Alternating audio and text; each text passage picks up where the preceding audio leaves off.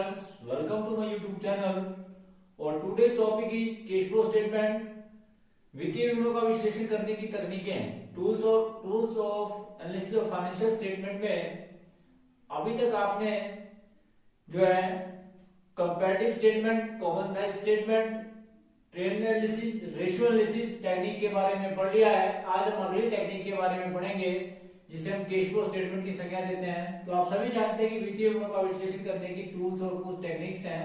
What are the tools और techniques of analysis of financial statement, जिसमें आप सभी जानते हैं कि number 1 comparative financial statement, number 2 common size financial statement, number 3 trend analysis, number 4 ratio analysis, number 5 break even cash flow statement, फिर fund flow statement और फिर ब्रेक इवन पॉइंट एनालिसिस। ये वित्तीय विवरणों का विश्लेषण करने की तकनीकें हैं जिसके अंदर आज हम पढ़ेंगे कैश फ्लो स्टेटमेंट के बारे में। तो what do mean by cash flow statement? Cash flow statement क्या होती है? वित्तीय विवरणों का विश्लेषण करने की तकनीक, जैसे मैंने आपको बताया, it is a tools of analysis of financial statement.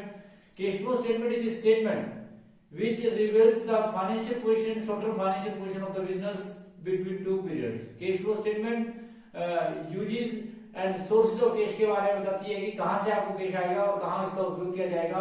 तो cash flow statement, what do you mean by cash flow statement? Cash flow statement as a statement which summarize sources of cash inflow and use of cash outflow of a firm during a particular period of time, से a month और a year. That means कि एक प्रकार का ऐसा विवरण जो आपको ये बताता है कि आपके पास कैश कहां से इनफ्लो होगा और कैश का कहां प्रयोग होगा किसी स्पेसिफिक पीरियड के अंदर।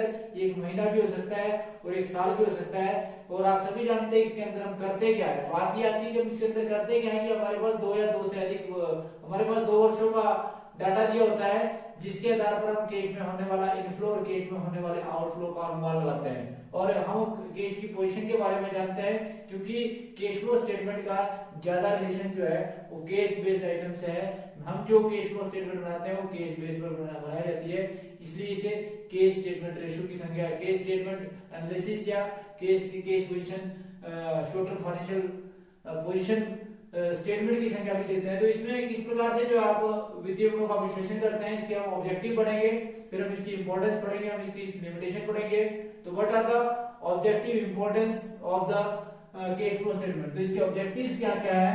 Number 1 useful for short term financial planning. Each and everybody know कि cash flow statement helpful for short term financial planning. तो क्योंकि कैश फ्लो स्टेटमेंट का सबसे पहला उद्देश्य है कि आप जो है शॉर्ट टर्म फाइनेंशियल प्लानिंग करना चाहते हैं। हम शॉर्ट टर्म फाइनेंशियल प्लानिंग कैसे करते हैं कि हमारे पास कैश के रिसोर्सेज कहां से होंगे, जिसके आधार पर हम जो इसकी प्लानिंग करते हैं कि हमारे पास कैश कहां से आएगा और कहां आएगा, कब आएगा। वो शॉर्ट टर्म फाइनेंशियल प्लानिंग करने में हमारी ये सहायता करता है। नंबर 2 बात है कि analysis of liquidity position. Each and everybody know liquidity position means paying ability. Liquidity means paying ability of a firm. तो यहाँ पर आप क्लियर से इंडिकेशन है कि दूसरा इसका ऑब्जेक्टिव ये है कि हम जो है फर्म की लिक्विडिटी पोजीशन को जानना चाहते हैं कि हमारे पास क्या इतने करंट एसेट हैं कि हम अपनी करंट लायबिलिटी का भुगतान अपने करंट रिसोर्सेज से कर सकते हैं। तो इस बात को जानने के लिए भी जो हम इसका प्रयोग करते हैं। उसके बाद है एफिशिएंट कैश मैनेजमेंट। आप सभी जानते हैं कि आप एफिशिएंट कैश मैनेजमेंट करते हैं। एफिशिएंट कैश मैनेजमेंट करने के लिए हम ये करते हैं कि cash flow provide information related to the surplus और डिफिसिट ऑफ कैश। मतलब हमारे पास जो है वो एफिशिएंट कैश मैनेजमेंट में हम सरप्लस और डिफिसिट ऑफ कैश देखते हैं कि हमारे पास कहां पर जो है वो कैश कितना है, हमारे पास सरप्लस है या डिफिसिट है। तो कैश मतलब कैश आएगा कहां से और कैश का प्रयोग हम कहां करेंगे और प्रयोग करने के बाद हमारे पास day to day working capital के लिए भी कैपिटल बचेगी। तो इस प्रकार से एफिशिएंट कैश मैनेजमेंट करने में भी जो है आपकी सहायता करता है। तो कैश फ्लो स्टेटमेंट वहां भी हेल्प करता है। उसके बाद कंपैरेटिव स्टडी। आप सभी जानते हैं कंपैरेटिव स्टडी का मतलब होता है कि cash flow statement with the help of cash flow statement you have to compare your data with last year data and you have compare your data with another firm. तो इसमें हम comparison करते हैं और जिसके आधार पर हम वित्तीय विवरणों का विश्लेषण करते हैं। विश्लेषण करने के बाद हम फर्म की पोजीशन को जानते हैं कि फर्म की पोजीशन क्या है और फर्म जो है उसकी कमियां क्या है, उसकी स्ट्रेंथ क्या है, उस बात को हम भी जान पाते हैं।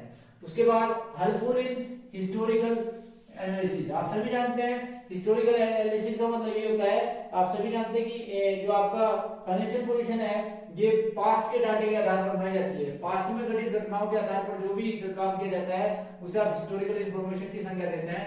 और क्योंकि हमारे पास जो है वो जो डाटा होता है वो पास्ट का होता है और जिसके आधार पर हम हिस्टोरिकल एनालिसिस करते हैं और फ्यूचर का अनुमान लगाते हैं कि हमारी पोजीशन जो है ये होगी। अगर हमारे पास पास्ट में हम घटनाएं देखते हैं कि हमारे पास केस की पोजीशन अच्छी थी, वर्किंग कैपिटल हमारी अच्छी थी, हमने करंट लायबिलिटी का भुगतान करने में हम समर्थ है, हम डिविडेंड को पेमेंट करने में समर्थ है, तो ये सारी पोजीशन हम देखते हैं। तो हिस्टोरिकल इंफॉर्मेशन के आधार पर हम सारी भविष्य का भी जो है वो अनुमान लगा सकते हैं। उसके बाद है proper study of cash receipt and cash payment. तो यहाँ कैश फ्लो स्टेटमेंट से हमें ये पता लगता है कि हमें प्रॉपर स्टडी हो जाती है कि कहां से हमारे पास कैश आएगा और कहां हमें कैश की पेमेंट करनी है। दैट मींस कि कहां पर कहां से कैश का इनफ्लो होगा और कहां पर कैश का आउटफ्लो होगा। दूसरे शब्दों में हम बोल सकते हैं कि सोर्सेज ऑफ कैश इनफ्लो कहां होंगे और सोर्सेज ऑफ कैश आउटफ्लो कहां होंगे।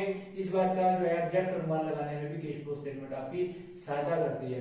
उसके बाद अगला जो है वह knowledge of deviation of cash from earning. कई बार हमारे पास क्या होता है कि अर्निंग कुछ होती है कि कैश में हमारे पास प्रॉफिट बहुत अधिक होता है परंतु हमारे पास कैश सफिशिएंट मात्रा में नहीं होता, और कई बार हमारे पास बिजनेस में जो है वो लॉस होता है परंतु फिर भी हमारे पास जो है वो प्रॉफिट कैश जो सफिशिएंट मात्रा में होता है। तो ये डेविएशन का क्या कारण है इसके बारे में भी जो है वो कैश फ्लो स्टेटमेंट हमारी सहायता करती है कि what are the knowledge of deviation of cash flow from earning की इसके क्या कारण है उसकी भी आप हमारी हेल्प करता है। उसके बाद helpful in determining the cash flow, ये हेल्प करता है आपकी कि कैश का फ्लो कैसा है, कि कैश इनफ्लो अधिक है या कैश आउटफ्लो अधिक है। What are the sources of cash inflow and what are the sources of cash outflow, कि आपका स्टॉक जो है या आपके दूसरे सेट हैं वो कितनी जल्दी जो है वो कैश में कन्वर्ट हो रहे हैं, इस बात का भी अनुमान लगाने में जो है कैश फ्लो स्टेटमेंट आपकी सहायता करती है या इसका ये एक ऑब्जेक्टिव ये भी है। उसके बाद अगला जो है वो है जी हेल्पफुल इन डिविडेंड डिसीजन। आप सभी जानते हैं कि आपको जनरली ये कहा जाता है कि आपको शेयर होल्डर्स को या वो प्रेफरेंस शेयर होल्डर्स हैं चाहे इक्विटी शेयर होल्डर्स हैं उनको आपको डिविडेंड देना पड़ता है और टाइमली भी डिविडेंड देना पड़ता है। तो क्या हम डिविडेंड देने में समर्थ हैं, तो ये भी आपको एफिशिएंटली ये बताया जाता है कि डिविडेंड का आप डिसीजन ले सकते हैं, चाहे वो फ्यूचर का है और चाहे वो वर्तमान की स्थितियों को देखते हुए वर्तमान में है। उसके बाद tools of planning, you have to decide in advance कि whatsoever you have to done, आपको प्लानिंग करनी पड़ती है और ये वित्तीय योजनाओं का विश्लेषण जो है आपकी शॉर्ट टर्म प्लानिंग करने में खासकर आपकी सहायता करता है। जैसे आपकी डिविडेंड पॉलिसी क्या होगी, आपने करंट लायबिलिटी का भुगतान करेंगे, आप अपने लॉन्ग टर्म रिसोर्सेज का भुगतान कैसे करेंगे, ये सारी की सारी जो है और टूल्स और टेक्निक्स जो है इसमें हेल्प करता है कैश फ्लो स्टेटमेंट। तो ये इसके कुछ ऑब्जेक्टिव्स थे, क्योंकि आप सभी जानते हैं कि ऑब्जेक्टिव यदि अचीव कर लिया जाता है तो इंपॉर्टेंस बन जाती है। इसमें थोड़ी थोड़ी वेरिएशन होती है अगर आप इंपॉर्टेंस की बात करें, कि अगर हम इंपॉर्टेंस की बात करें जैसे पहले ही पॉइंट है कि useful for short term planning, तो हम यहाँ लिखेंगे यूजफुल की जगह helpful for short term planning. इसके बाद है हेल्पफुल फॉर लिक्विडिटी पोजीशन, अगला जो है हेल्पफुल इन कैश मैनेजमेंट। इसी प्रकार से अगला जो है helpful in comparative analysis, helpful in historical analysis, helpful in cash receipt और to know the proper study of cash receipt और कैश पेमेंट। अगला जो है वो knowledge about the deviation of cash from earning. इसी प्रकार से helpful in determining the cash flow और helpful in dividend decision, helpful in as a tools of analysis of planning. तो इस प्रकार से ये सारे के सारे जो है इसके महत्व बन जाते हैं। उसके बाद अगर सिग्निफिकेंस की बात करें कि इसका किस किस को लाभ है, तो आप सभी जानते हैं कि there are lot of users, there are lot of parties who are interested in business, चाहे वो आपका मैनेजमेंट है, चाहे इन्वेस्टर है, चाहे क्रेडिटर है, चाहे डेटर है, चाहे एम्प्लॉय है, चाहे टैक्स अथॉरिटी है, चाहे रिसर्च एंड डेवलपमेंट इंस्टीट्यूशन है, तो चाहे अदर पार्टीज हैं, लीगल अथॉरिटीज हैं, तो उन सभी को इसका अलग अलग महत्व है। तो कैश फ्लो स्टेटमेंट जो है उन सभी का जो है कैश फ्लो स्टेटमेंट जो है यूजफुल इंफॉर्मेशन प्रोवाइड करती है वेरियस यूजर्स को, तो इसकी आप सिग्निफिकेंस ये बोल सकते हैं। उसके बाद जो इसका अगला टॉपिक है जो इंपॉर्टेंट टॉपिक है वो है जी आपका कि what are the limitation of cash flow statement. Cash flow statement की लिमिटेशंस क्या है, कि what are the limitations of cash flow statement. तो यहाँ ध्यान रखें आपका कि कैश फ्लो स्टेटमेंट की लिमिटेशंस क्या है। नंबर 1,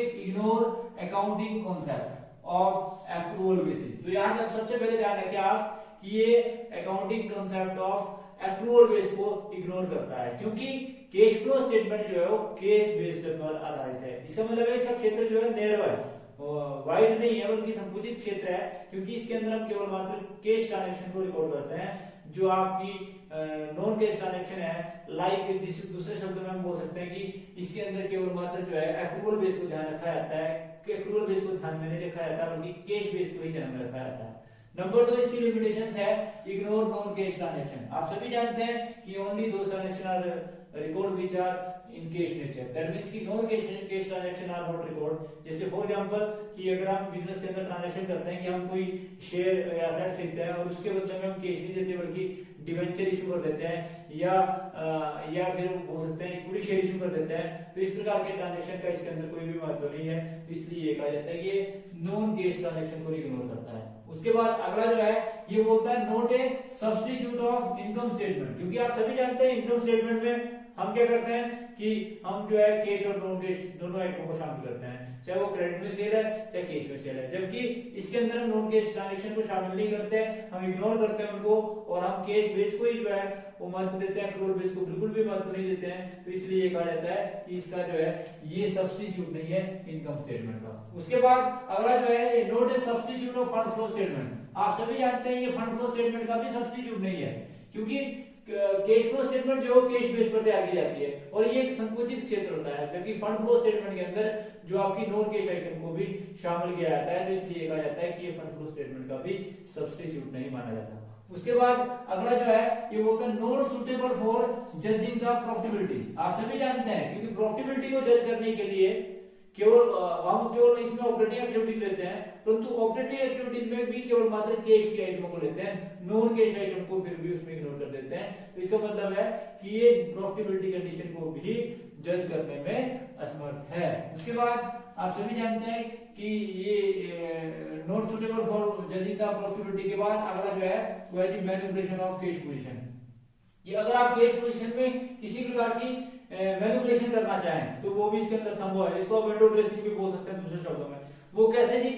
वो ऐसे है कि मान लो फॉर एग्जांपल आप कैश की पोजीशन को अच्छा दिखाना चाहते हैं तो आप क्या करते हैं कि वर्तमान में कैश की पेमेंट को कम कर देंगे, आप कैश की पेमेंट ही नहीं करेंगे, इसका मतलब है कि कैश की पोजीशन अच्छी आएगी। इसी प्रकार से अगर आप ये चाहते हैं कि कैश की पोजीशन को अच्छा नहीं दिखाया जाए, मतलब कैश की पोजीशन को डाउन दिखाया जाए, तो आप क्या करते हैं कि वर्तमान में बहुत ज्यादा पेमेंट दिखा देंगे जिससे आपकी कैश की पोजीशन जो है वो अच्छी नहीं दिखेगी। तो ये दैट मींस कि इस प्रकार की मैनिपुलेशन जो है वो कैश फ्लो स्टेटमेंट के अंदर जो है वो संभव है। उसके बाद अगला जो है वो based on secondary data. Generally हम जो कैश फ्लो स्टेटमेंट बनाते हैं वो हिस्टोरिकल बेस्ड है, दैट मींस कि हमारे पास डाटा होता है 2 साल का, जैसे पास्ट ईयर के 2 साल का डाटा हमारे पास है, तो इसका मतलब है कि ये सेकेंडरी डाटा है। हमारा जो डाटा है वो बैलेंस शीट या हमारी statement of profit loss account के आधार पर बनाया जाता है, ये हमारा सेकेंडरी डाटा है और सेकेंडरी डाटा के आधार पर जो भी कंक्लूजन निकाला जाता है वो कई बार एनालिसिस जो है वो गलत हो जाता है, तो हम प्राइमरी डाटा को इसमें बहुत कम प्रायोरिटी देते हैं, हम सेकेंडरी डाटा के आधार पर एनालिसिस एंड इंटरप्रिटेशन करते हैं।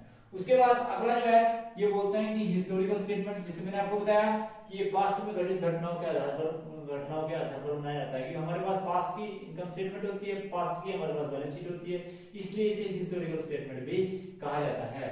उसके बाद शॉर्ट टर्म एनालिसिस। आप सभी जानते हैं कि जब आप कैश फ्लो स्टेटमेंट की बात करते हैं तो it tells you about only the short term financial position of the business, it does not tells you about the long term और mid term financial position of the business. ये केवल मात्र आपको व्यवसाय की अल्पकालीन वित्तीय स्थिति के बारे में बताती है, अल्पकालीन प्लानिंग के बारे में बताती है, अल्पकालीन डिसीजन मेकिंग के बारे में बताती है, अल्पकालीन मैनेजमेंट के बारे में बताती है, दैट मींस कि लॉन्ग टर्म फाइनेंशियल पोजीशन और मिड टर्म फाइनेंशियल पोजीशन के बारे में आपको ये अवगत नहीं करवाती है।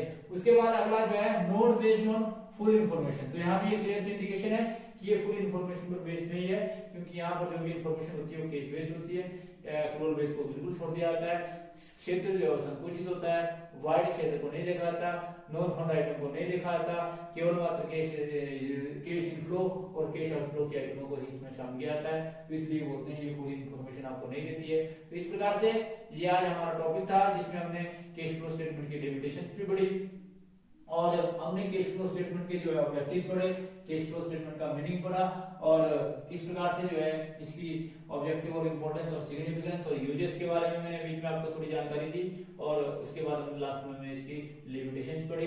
तो क्योंकि इसका थ्योरेटिकल पोर्शन के साथ साथ प्रैक्टिकल पोर्शन भी बहुत इंपॉर्टेंट है, तो thanks for watching the video, please like, comment and subscribe my channel, thank you.